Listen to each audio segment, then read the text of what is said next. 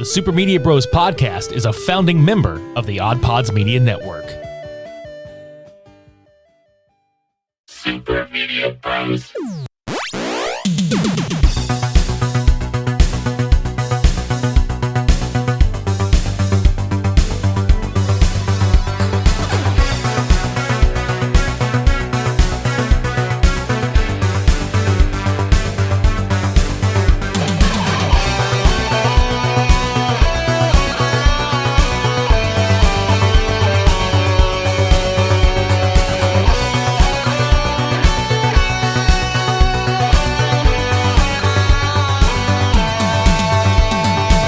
I was really shocked. I was really shocked there were only 5 matches.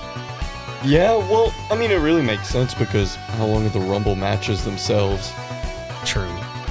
I was actually at the gym whenever I was watching the Royal Rumble match for the men's side. I was just watching it while I was doing my thing on my phone and everything, and I was like, what's the runtime of this? Clicked on the screen, I was like, what? I know, right? Welcome to episode 261 of the Super Media Bros podcast. I'm Richie. I'm Devin. We're going to get right down to it. We're covering the WWE 2023 Royal Rumble.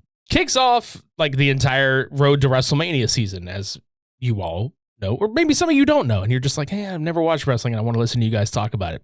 Just be prepared to have a lot of fuckery thrown your way. The road to WrestleMania is on. I think last year they opened with a Rumble match, and I don't remember which one they opened with, but they decided to open with the men's Rumble match this year.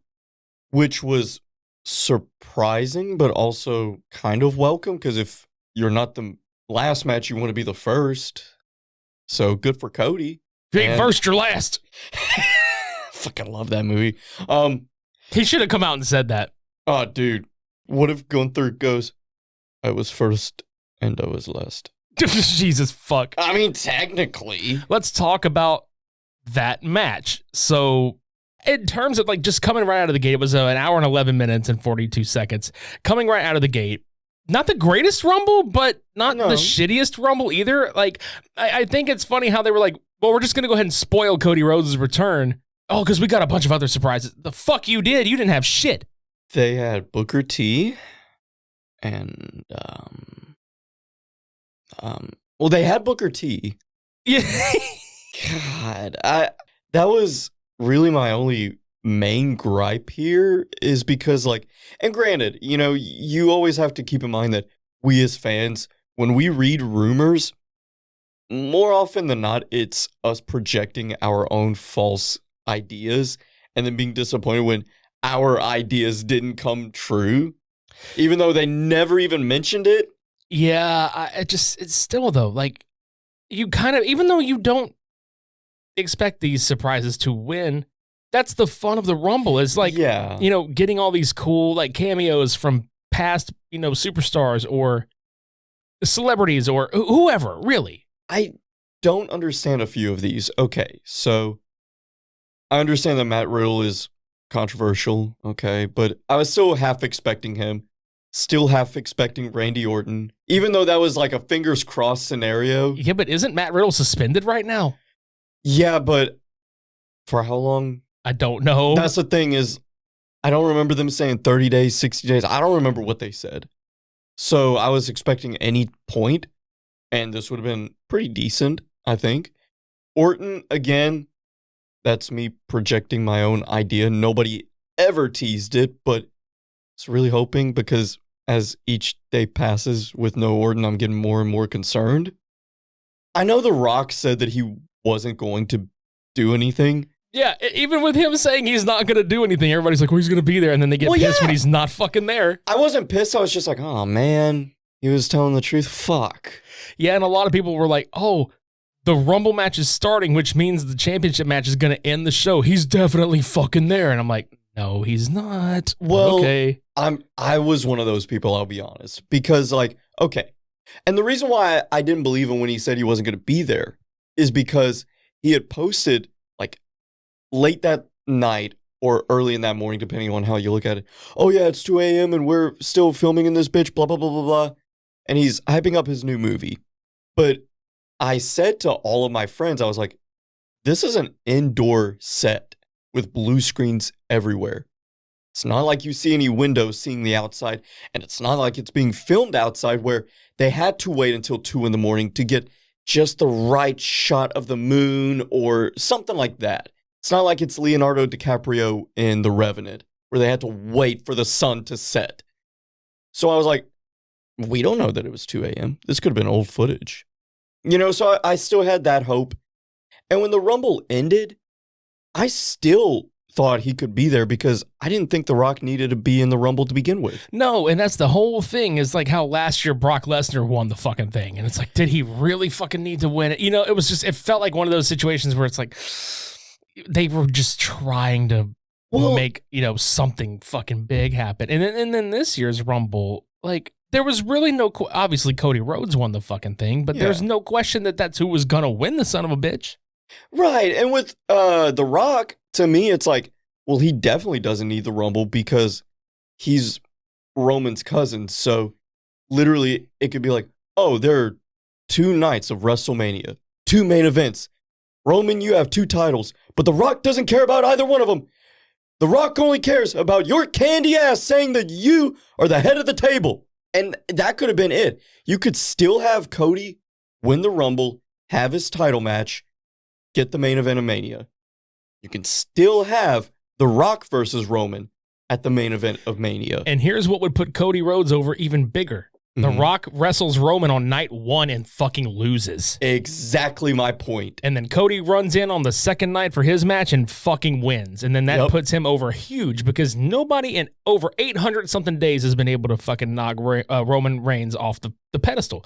And I love the story they're telling there. And I am won over. Like, it's going to be fucking weird not seeing Roman Reigns on my television set as the champion of this company because they've done such a great booking job with this. I would say, honestly, and everybody who's listening knows we love our AEW, we love NJPW, we love all of it.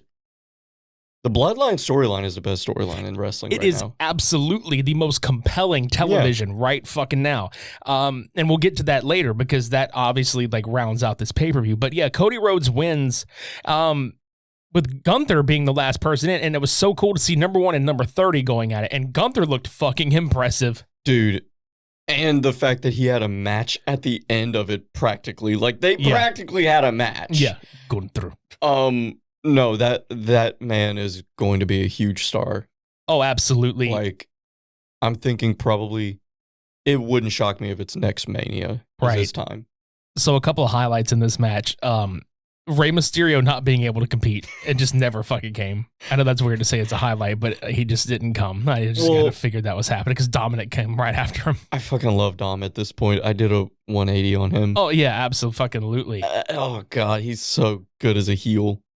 And then Kofi Kingston flubbing his spot again, poor bastard. They need to just retire that gimmick. They really do because my man's was going to land on an announce chair. And that bitch folded with him, and it looked like he fucked his leg up on the ride to the floor. And I'm just like, bro, just stop, please. Just stop. It was fun while it lasted, but you done good. Yeah, you can call it a day now. Yeah.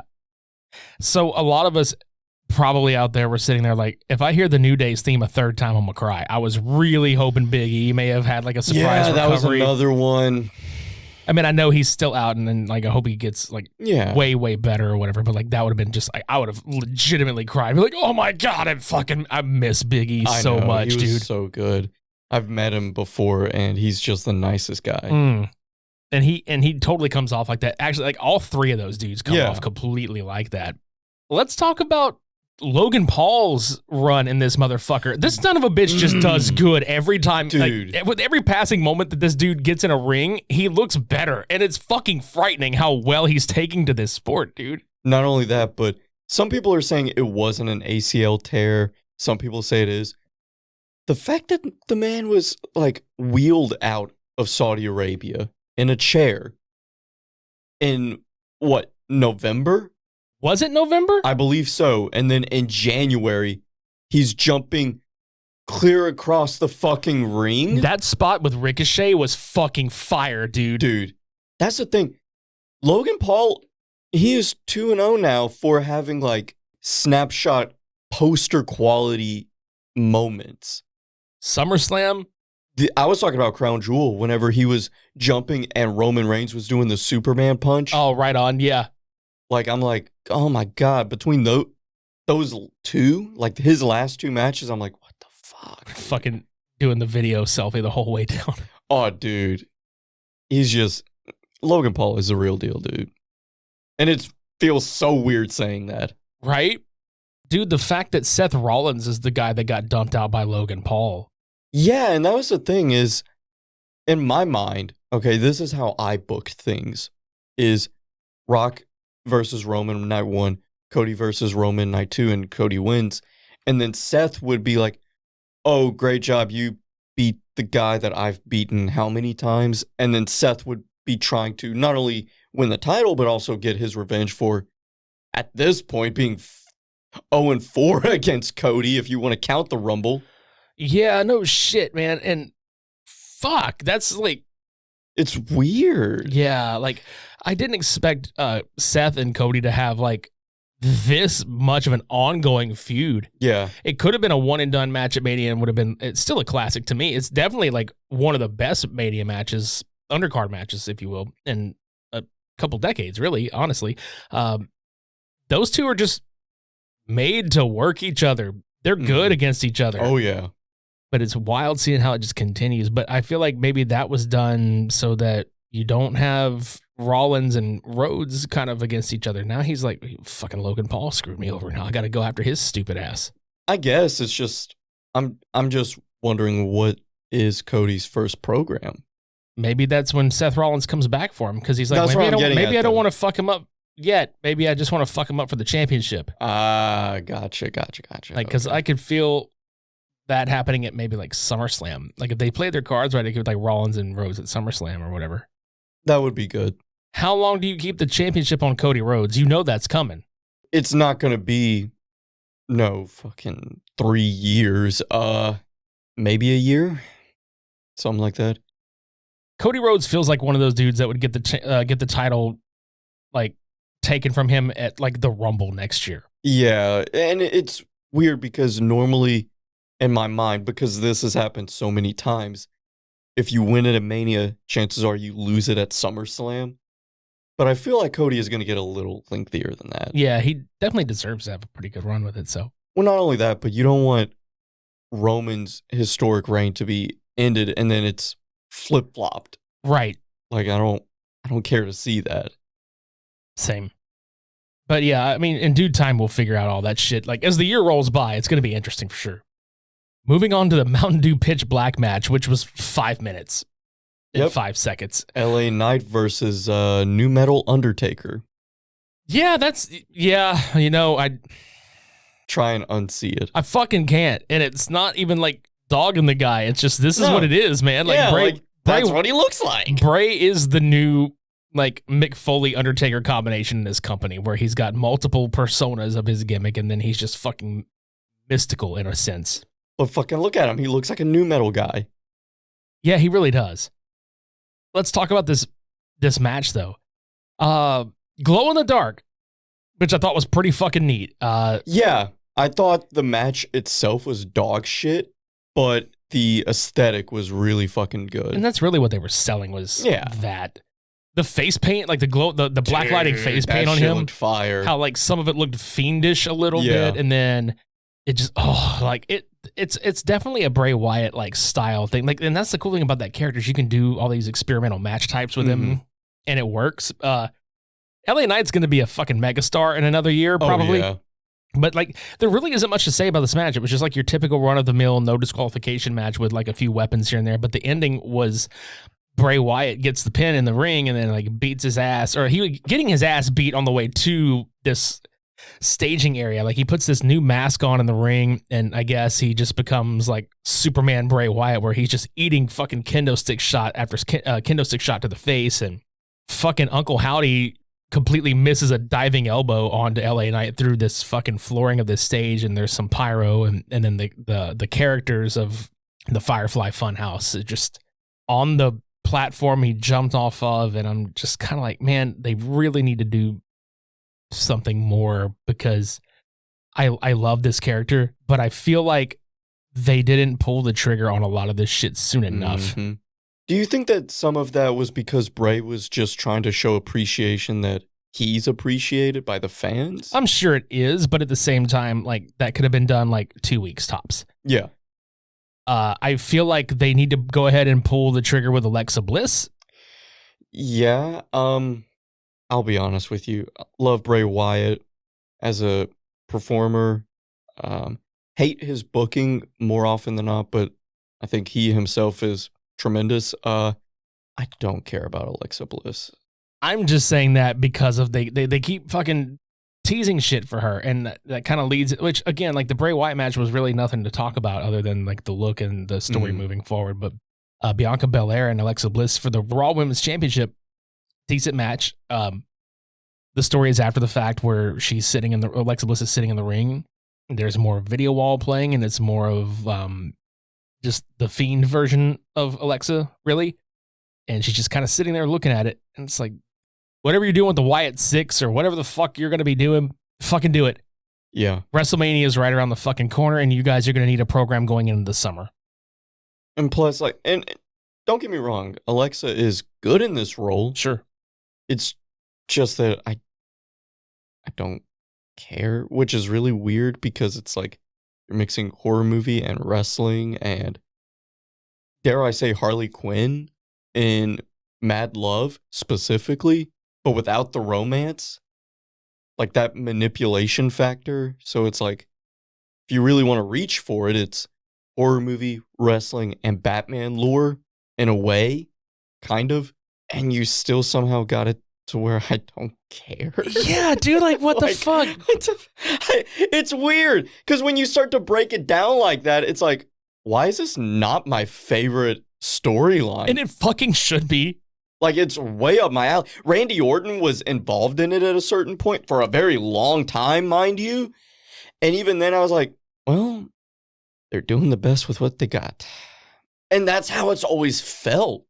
Honestly, when they separated the Fiend as a character from Bray himself, instead of that being his alter, I think that's where they're going wrong, because it's like, you fuckers have money with that. That's what the fans really want to see. I don't give a shit what anybody says. They want to see that character specifically come back and be booked the way it should have fucking been booked. Truly, if they were smart, and they kind of tease it like this here and there, but they really should have capitalized on the Demon in Finn Balor, and Finn Balor being more of a Bruce Wayne sort of deal. And they did do that, but not to the full degree that they should have. And if they had played their cards right with that and done the same concept with Bray Wyatt and The Fiend, dude, tell me that wouldn't have been a Mania match. The Fiend versus the Demon? Oh, yeah. Bro, come the fuck on. You're burning money. They were burning money the moment they had him wrestle Bray not as the Demon in that one fucking title match or whatever, dude. Or that one match, period. Like, whenever Finn took time off and then came back to NXT, where it's like, dude, you could have fucking, like, whatever. So the 30-woman Royal Rumble match was like an hour and 1 minute. God damn. Yeah, and our girl Ria Ripley fucking won, which thank God. Yeah. I'm so fucking glad that she won, dude. I was pulling for her. Like, that's who I really, really wanted to win. Dare I say the women's Rumble match was better than the men's this year? Overall, yes. I think the men's had a better ending, but that's also because Cody just sells that sort of ending very well. Yeah. And also there's some real emotion there. Not to say that there wasn't in Rhea, but it's just like, you have a lineage story with Cody. Yeah, true enough. I think that the women's Rumble had better surprises and it had cooler reveals. Like, I like the fact that they quit calling Doudrop fucking Doudrop. Yes. Like, long live fucking Piper Niven. I don't give a fuck what anybody says. Long live that bitch. Like, just bring back Blackheart to Shotzi's name, for fuck's sake.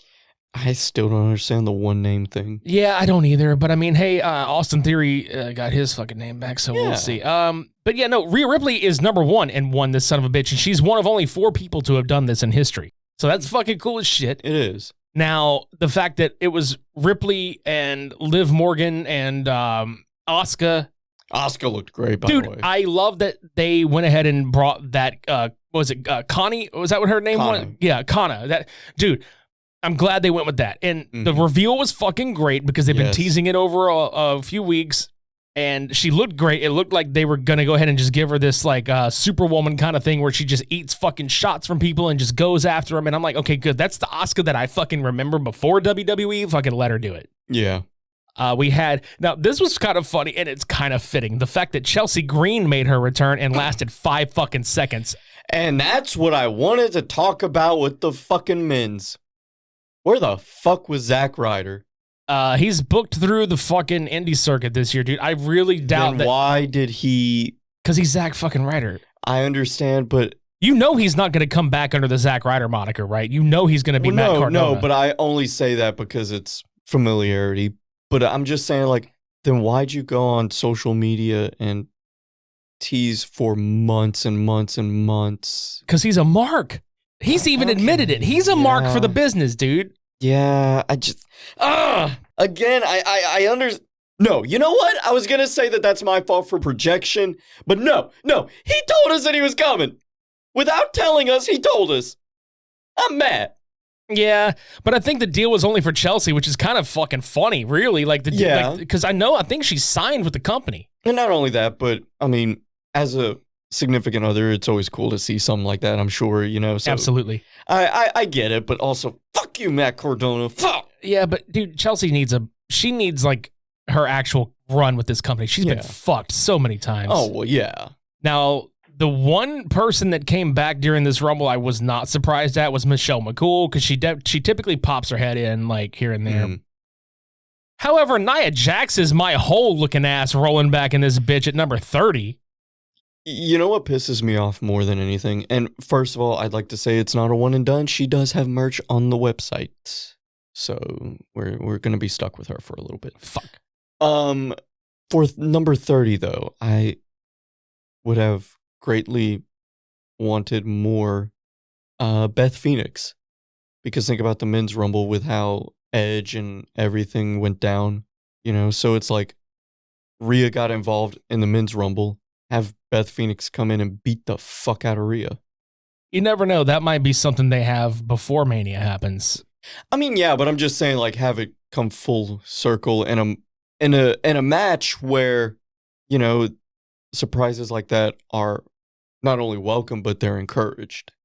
Is it just me, or does Edge feel extremely wasted? Yeah. And has been feeling wasted for a fucking long time? Well, you know what it is, dude? I feel this way over every performer that is on his or her way out. And I understand that's what you do. You always, for lack of better terms, you job a lot. You put the younger people over. But it's like, yeah, but it's fucking Edge. That's what I'm saying. Like, the man should have already, which I realized they were doing it for Roman or whatever the fuck, but dude, Edge deserves one more championship reign before his ass hightails it out of this company. Yeah. And they shit the bed on that. Yeah. They really have shit the bed on his run. Like this last run. He's just, it feels like he's in a bunch of nothing feuds. And I don't know why, because it's like, okay, what is the one-on-one match here? Is it against Damian Priest? Is it against Dominic? Is it against Finn? Like, what is the match? I have a big feeling it's going to have to involve Beth Phoenix again somehow. Like, not at Mania, obviously, but I really feel like it's got to be Balor and Edge at Mania. There's no way that it's not. I think Ripley gets the championship. It's Ripley and fucking Charlotte at Mania. I swear to God, if they put Charlotte Flair over at WrestleMania, I'm going to be so fucking... No, dude, that twat waffle has the biggest fucking ego, and it's bigger than her dad's. No. Rhea is going to win. I fucking hate Charlotte Flair, dude. Rhea's fucking can't stand her. Dude. She fucking better. She will, dude. It's Mania. I don't... No. Oh, wait. Remember that one time we thought for sure Asuka was going to beat her at Mania? Oh, you mean the time we were there? Uh-huh. Yeah. Yeah, that didn't happen. And remember, before the match even started, I was like, dude, have her stay undefeated until next Mania, and then have Ronda Rousey be undefeated in streak versus streak and for the title. And then that didn't happen either. Yeah. And instead we get Ronda Lousy, who has just been literally like, why are you here anymore? Like, I can't fucking stand it. Which is sad because that first night we were both like, dude, this was awesome. Yeah, but it was fucking Rousey and Kurt Angle versus Hunter and Stephanie. That was marquee money match written all over it, dude. Fair enough. And it was a good fucking match. Yeah, and I think that's what got me is like, I was like, holy shit, Ronda Rousey's a real deal here. Right. Cool. And then, yeah, I just didn't enjoy what came after. Yeah, I know what you mean. But anyway, Ria Ripley wins the Women's Rumble and goes on to challenge Charlotte Flair. It's obviously going to be Cody and Roman at fucking WrestleMania. So before we get to the main event, we're going to take a break and grab something to drink, maybe something to eat. I don't fucking know what we're doing, but we're just going to take a break. And then like, Want to go get sushi? yeah, I'd love to go get sushi. Let's go Okay, get some let's fucking. go. Let's go get some fucking sushi, man. Like I'm craving the motherfucking spicy tuna roll right now, so hard. Ooh. While we're out doing that, be sure to check out all the wonderful products we're about to offer to you guys. And also go listen to our friends over at the Muck Podcast, because Tina and Hillary kick so much fucking ass. They kick more ass than some of these. Yeah, they kick more ass than some of these fucking women in this battle royal did. So, just go fucking do that. You're listening to the Super Media Bros on the OddPods Media Network. Soy sauce. Hey, guess what? What? Did you know Manscaped is now selling beard products? Funny enough, I'm just now starting to grow a beard. I know. I was really proud of you for doing that. I know, I'm trying to braid it like a Viking.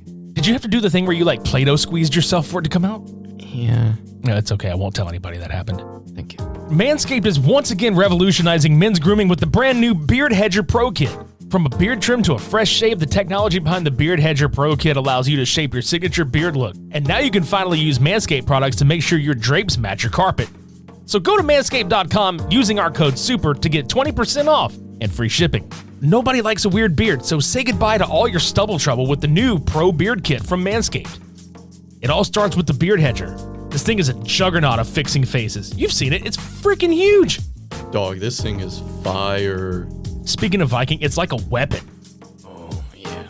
First off, this thing is cordless, and it's got a rotary wheel that gives you 20 hair cutting links all in one guard, so there's no more messy drawers full of extra add-ons. I can't stand that. Like, finally. Yeah, it's kind of a pain. Like, it's honestly one of my pet peeves in my bathroom. Not anymore.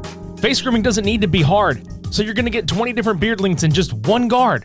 Plus, it's waterproof, so you can avoid all that hair in the sink. The titanium-coated T-blade is tough on hair, but smooth on your face, leading to single-stroke efficiency that brings satisfaction one stroke at a time. The Pro Kit does not end there. They've also created 4 dermatologist-tested formulations for your post-trim care. Huh?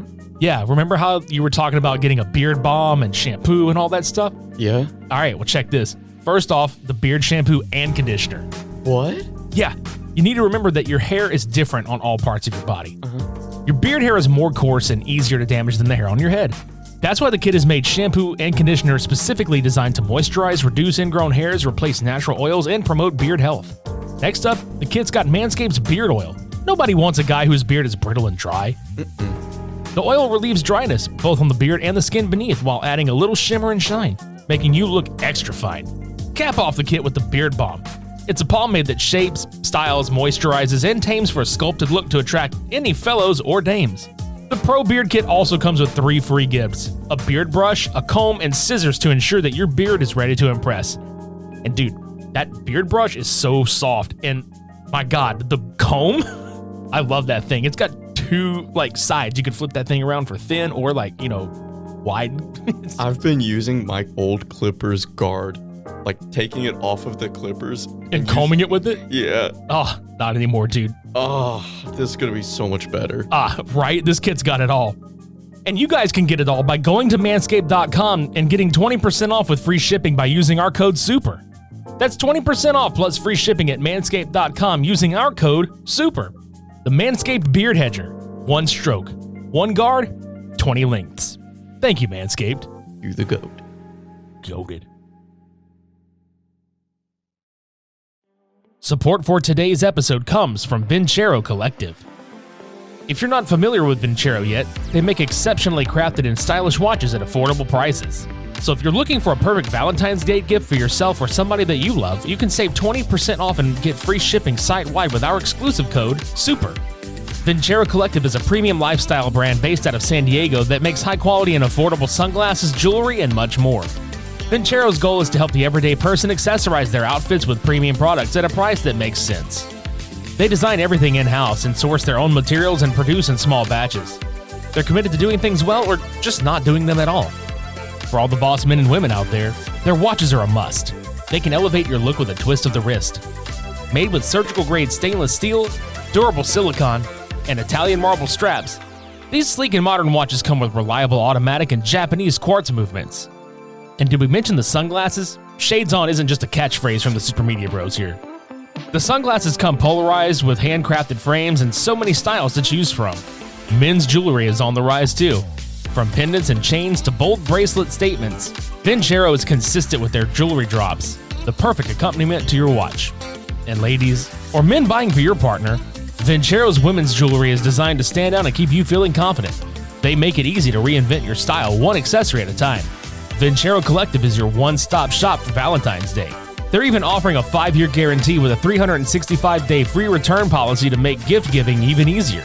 So whether it's a gift for yourself or someone in your life, add Vincero to the top of your wish list. And don't forget to use our code SUPER at VinceroCollective.com to get 20% off and free shipping site-wide. That's VINCERO Collective.com using our code SUPER to get 20% off and free shipping site-wide. Look good, feel good, and save big with Vincero.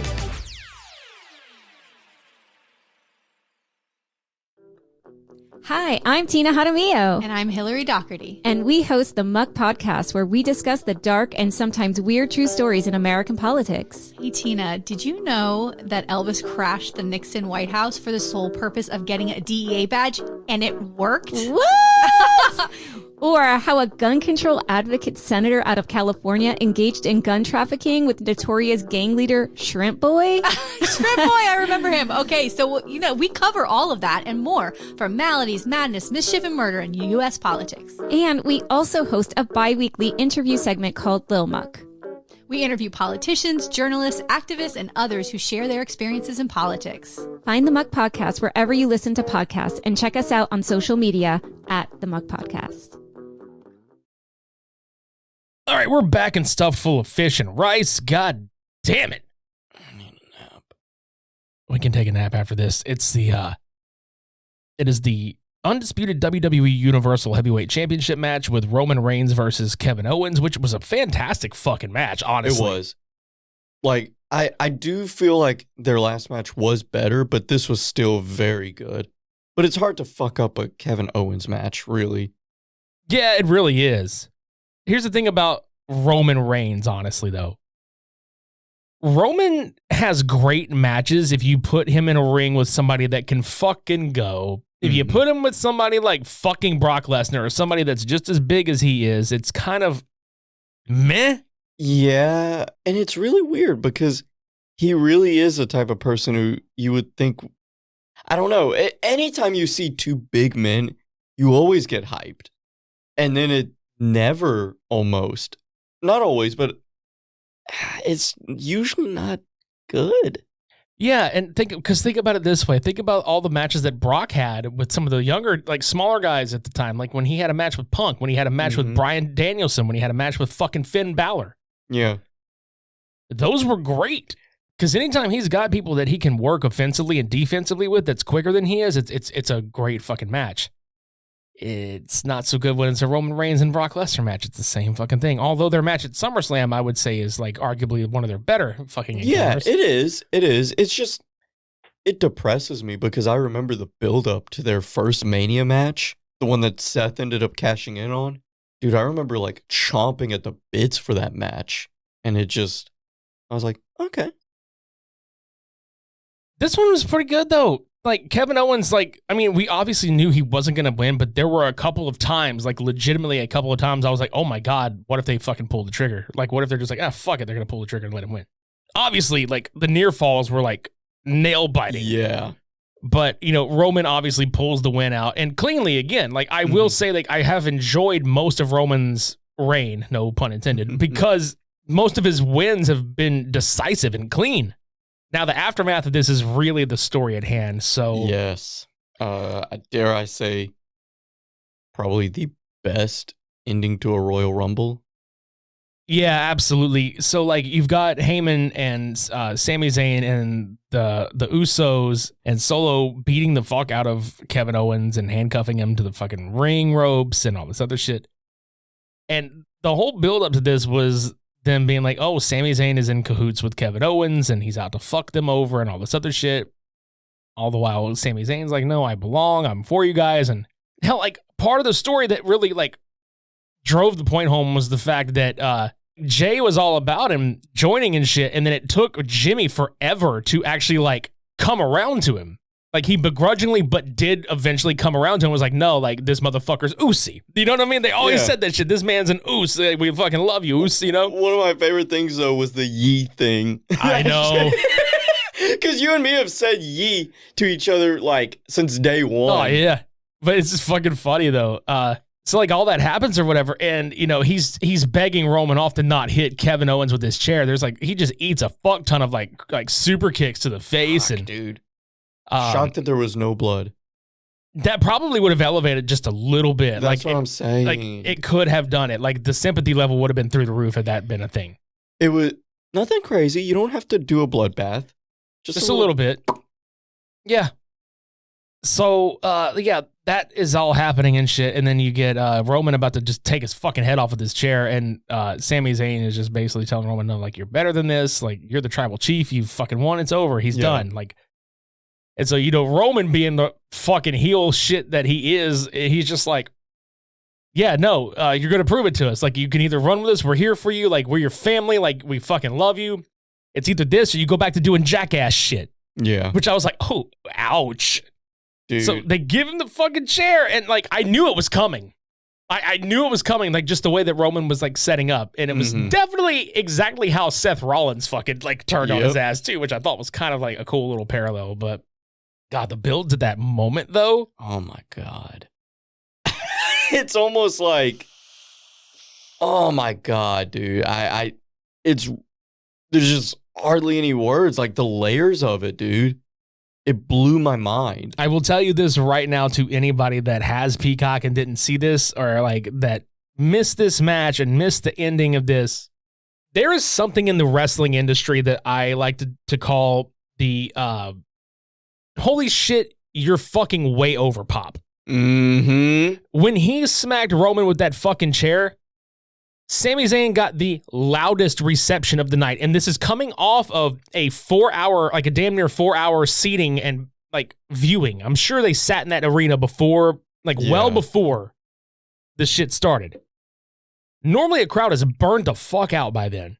When I tell you that fucking place came unglued like The Rock showed up for Sami Zayn popping Roman with a fucking chair and, like, ending his relationship with the Bloodline and ultimately defending Kevin Owens, like, with his life, basically, at this point.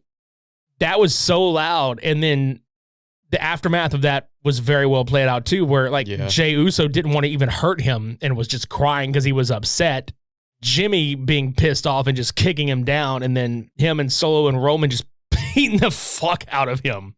Dude, it's almost crazy, though, that I don't know why, but I always thought Solo was going to be the one to break free from the Bloodline first, whether it's for his own reasons or this or whatever, just because I always thought in my mind, it's literally in his name, Solo. You know, and I do think that he is going to be a big star one day. Hear me out, though. The Uso that did leave, what about him being just a one-shot guy now? What if he is the next, like, guy, so to speak, as far as, like, a big face? You've got Sammy, who you can count on to be champion. He's not going to be the face of the company, but what if he's the champ? You've got that Uso. And then you've got whomever else, Cody? You know, like, LA Knight is coming up. You know, like... Man, it's hard to say, but I can honestly say that I think, obviously, this is what they're building to. Like, after Mania, I think the Bloodline is split. Oh, yeah, for like, sure. Like Roman, you know Roman's going to take some fucking time away from this company because he's done a lot. He already took a couple like months away. Mid-reign, the Usos are going to lose both those titles. Mm-hmm. And I think what would be fucking wild is if they lost one at a time. Like they don't lose both the belts. They're like, we're a fucking tag team, the best tag team. We're going to put both of them on the line fucking separately just to prove a point.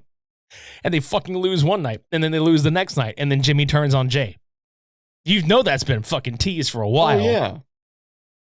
And I really feel like Solo and Jimmy could be a fucking, like, a thing while Roman's not there. And then maybe Sammy comes out to save Jay and is like, dude, I'm sorry. Like, it's very obvious they're setting up that rift. Mm-hmm. There's no way, like, if Jimmy and Solo and Roman beat the piss out of Sammy and Jay didn't join in and he walked away and shit, dude, he walked all the way to the back. There's no way he's fucking turning on Sammy. There's no fucking way, dude. However, I feel like obviously Kevin Owens is now involved. So what if it was Roman and Jay, or I'm sorry, what if it was Roman, Jimmy, and Solo versus Kevin Owens, Sami Zayn, and Jey Uso at one point? Ooh, yeah. I didn't even think of that. Even though Jay kicked the piss out of him too, he could have just been like, that was family shit, that was family business, blah blah blah. Like, you never know, man. Like we're not getting The Rock. Let's just be honest, we're not getting The Rock. There's nothing happening, and that's it. And you know that there could be some comedy with Kevin Owens and Uso. Absolutely. Just because Sammy is involved. Yeah, Sammy has some of the best comedic shit. Obviously, Kevin Owens is fucking funny. Like, his entire build to Steve Austin last year was fucking hilarious as hell. And his entire thing with Zeke, like his entire thing with Ezekiel and fucking Elias, that was fucking hilarious. So I was just like, you're such a dick. And especially whenever he came back as a babyface, he was like, look, you fucking lied to me, dude. He was just like such a dick about it.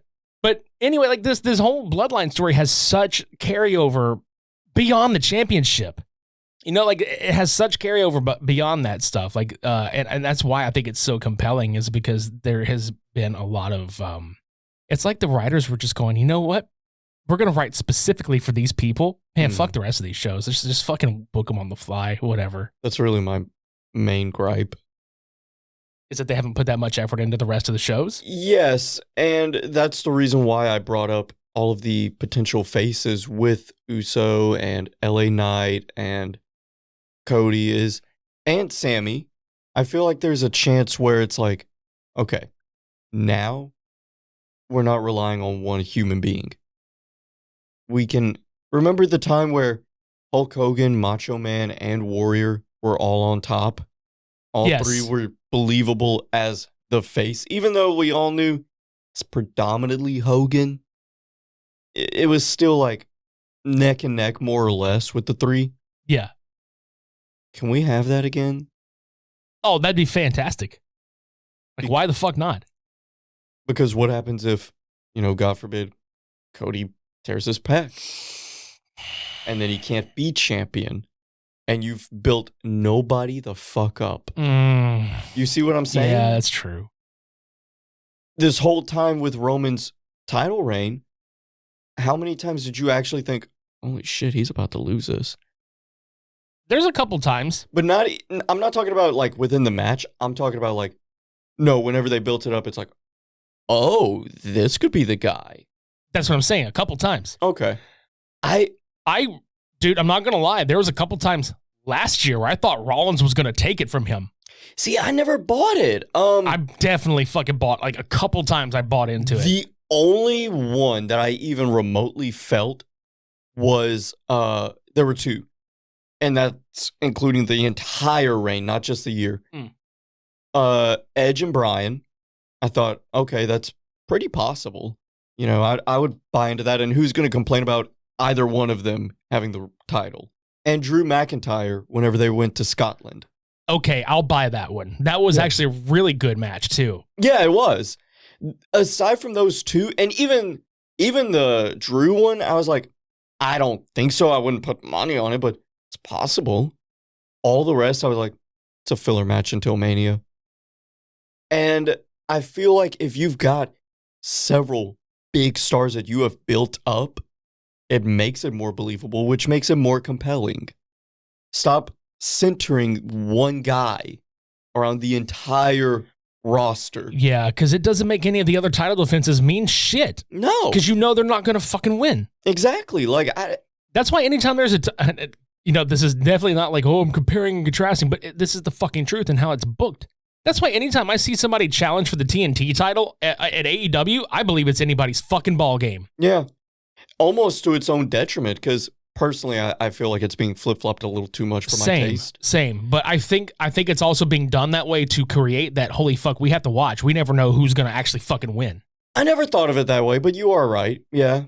Yeah, because, okay. It's a television title, dude. So, like, this is true. It's defended Okay. so often, you know?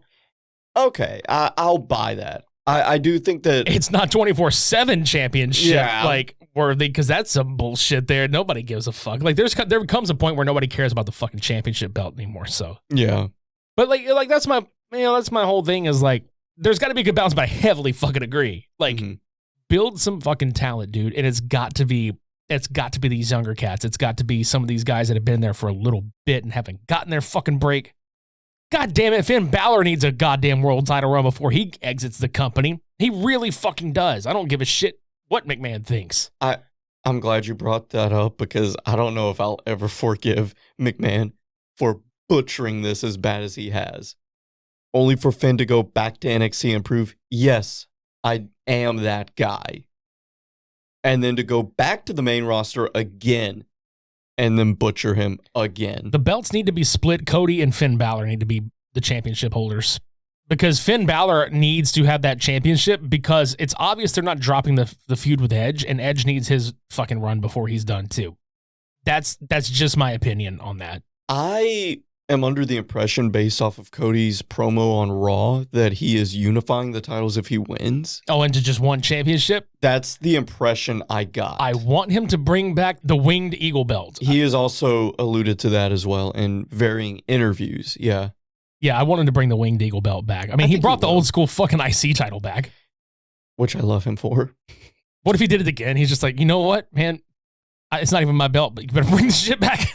Oh, dude, I'd be happy with it. I ain't even going to complain. Yeah, because I'll be honest, man. The current run of the IC championship design is meh at best. I mean, it's okay, but it looks like it kind of like got shit on. You know, it looked like it got replaced with a cheaper version. Even though it's the same design, it doesn't look as prestigious as it did when they first brought it. Well, the thing is the IC title they have now, it has the same problem that I have with the US title, which is it looks like somebody in the year probably 1994 designed what they think a championship will look like in the future. That's what this shit's gonna look like in 2023. Oh, it does. But you see what I'm saying? Yeah, dude, it's bad. It doesn't look even like it's supposed to belong. It looks like something that was created 30 years ago. Bring back the 2000s IC title belt. Yeah. I do like that, actually.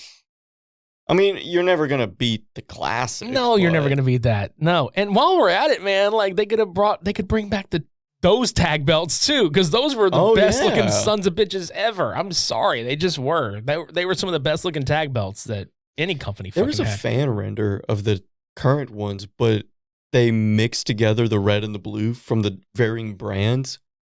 And it looked pretty fucking cool. That's really honestly how it should be, dude. There's not so many tag teams that they need 2 championships for that. They could have that be one of the belts that swings between both brands. Mm-hmm. They really need to fucking figure that out.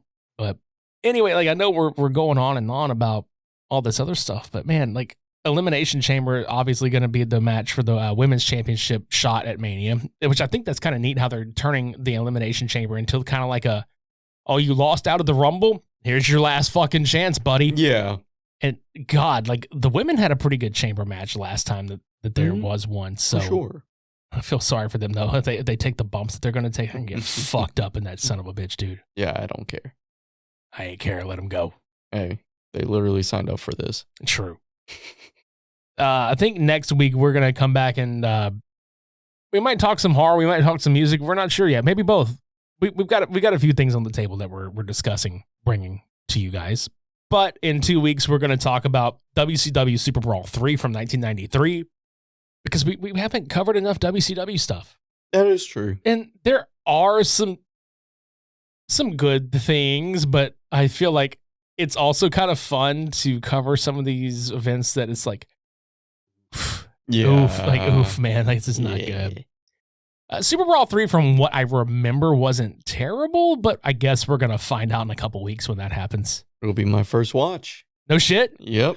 Yeah, I'm pretty sure I've seen this forever ago. Like, I used to keep up with WCW via VHS tape rentals from the video store. Like, whenever I was younger, that's how I kept up with their shit. Because I didn't get pay-per-views until WrestleMania 11, and then I was pretty much a WWF guy through and through the entire time that I watched. You know, I'd watch WCW Nitro here and there, but it was always the replays on TNT, and then I would catch up on dirt sheets for the pay-per-views, and then I would just watch the pay-per-views as they released on VHS. Right. But in doing all my studying as a young lad, if you will, I would go and just watch all the shit I could rent at the video store just to catch up with storylines, and some of the shit would be out of order because I didn't know what the fuck back then. Right. You know? But that's kind of where my knowledge came from, is just tape rentals, and I actually haven't watched Super Brawl 3 in 25 years. So it's going to be like a fresh fucking watch for me, my dude. Okay. So you and I are kind of both going into this bitch blind. I'm game. Fuck yeah. And as you all know, we're going to start covering the XFL whenever the kickoff happens. So let's go. Yeah, so be prepared for more coverage of that, like amongst other shit, like WWE related, AEW related, and all that stuff. Because I mean, fuck, man, XFL and pro wrestling kind of go hand in hand for us. I mean, Vince McMahon flubbed it twice, and then Dwayne Johnson's gonna save it, hopefully, and we're gonna fucking talk about that. And just because, like, it's still a train wreck we can't look away from, we're going to continue to talk about the Power Slap League and anything else surrounding it. Hell, when BattleBots comes back, I'd love to talk about BattleBots too. I fucking love BattleBots. We're trying to incorporate more shit for you guys. Trust us. We're always fucking scheming. We realize we covered a majority of film stuff last year. It's not that we're not going to cover film, but we definitely want to cover a fucking lot of shit. Yeah. To the point where, you know, I was talking to some of my friends the other night, and they were like, they just looked at me, and I was like, what? They were like, how many things are you invested in? And I was like, a lot? I don't know. How do you have time? I'm just look at time. Don't ask me that. I'm so fucking tired sometimes. Man, you and me both. And it's never not fun. It's just like, damn, I really don't be sleeping. Same. It's that Mad Capricorn energy, man. Yeah. Fuck. Visit Super Media Bros Podcast for past, present, and future episodes. Check out all the other shows on the OddPods Media Network by visiting oddpodsmedia.com. Subscribe to us on YouTube. Follow us on social media. Buy a fucking t-shirt. Our Brother Mania t-shirt is in the fucking store. It goes up to a 5X. It's $15. Buy it, brother. Buy it. It's going to run wild on your motherfucking body. Leave us a rating and review on Apple Podcasts, Spotify, Podchaser, and GoodPods. Yeah, and just keep checking back every week for new content. We're here every fucking Saturday. Where are you? No, seriously, where the fuck are you? You're not here. Yeah, I don't see you. Fucking be here. You know that old saying, be there or be square? Just fucking square. Fucking be here, bitch. Let's get the fuck out of here, dude. I bet. Thank you guys so much for hanging out with us this week. This has been episode 261, WWE Royal Rumble 2023. Until next time, I'm Richie. I'm Devin. Shades on. We're off.